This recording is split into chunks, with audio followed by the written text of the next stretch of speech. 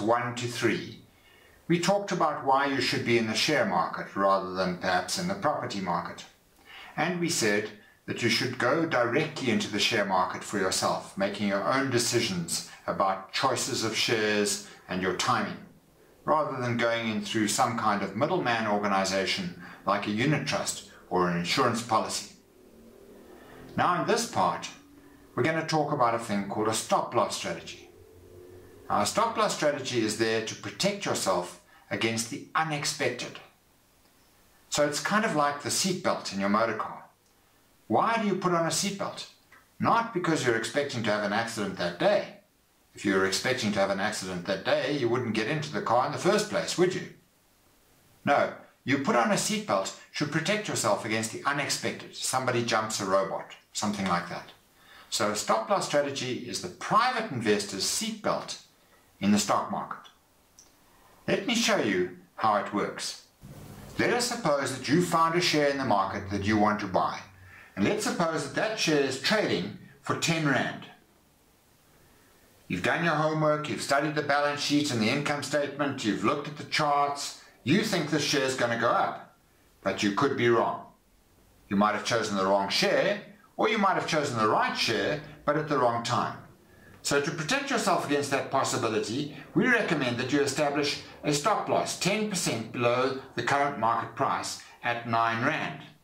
Now if the share turns and starts to fall, when it reaches 9 Rand, you sell it, and thereby protect the bulk of your capital.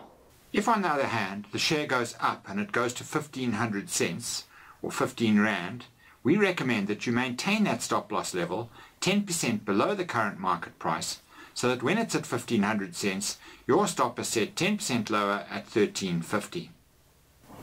The tricky decision with a stop loss strategy is what percentage are you going to use?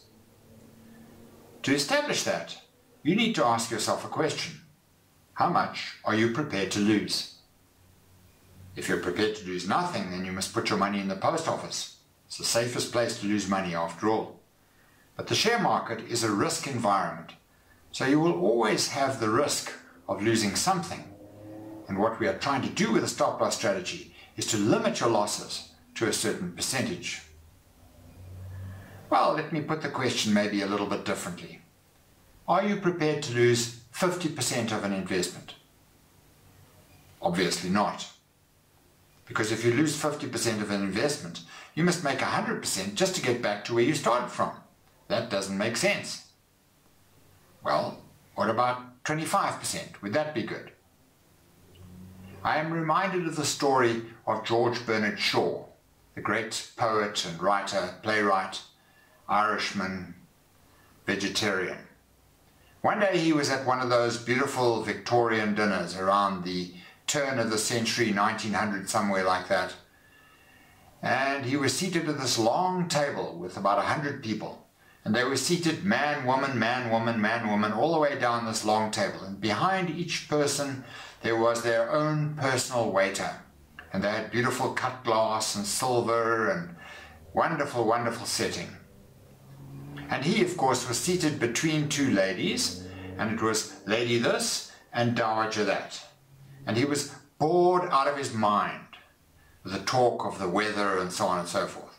So in order to make things a little more exciting, he turned to the woman next to him and he said to her, "Madam, would you go to bed with me for £1,000,000? She was horrified. One did not speak of these matters at Victorian dinners. But after a moment she realized that he was trying to make the conversation a little more interesting. So she, very daringly, she answered, "Well, I suppose I would."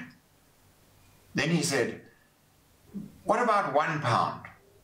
Now she was annoyed. She said to him, "What do you think I am, a whore?" He said, "Well, we've already established that. What we are arguing about now is the price."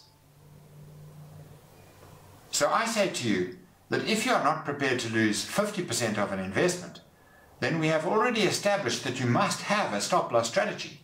What we are arguing about is the percentage.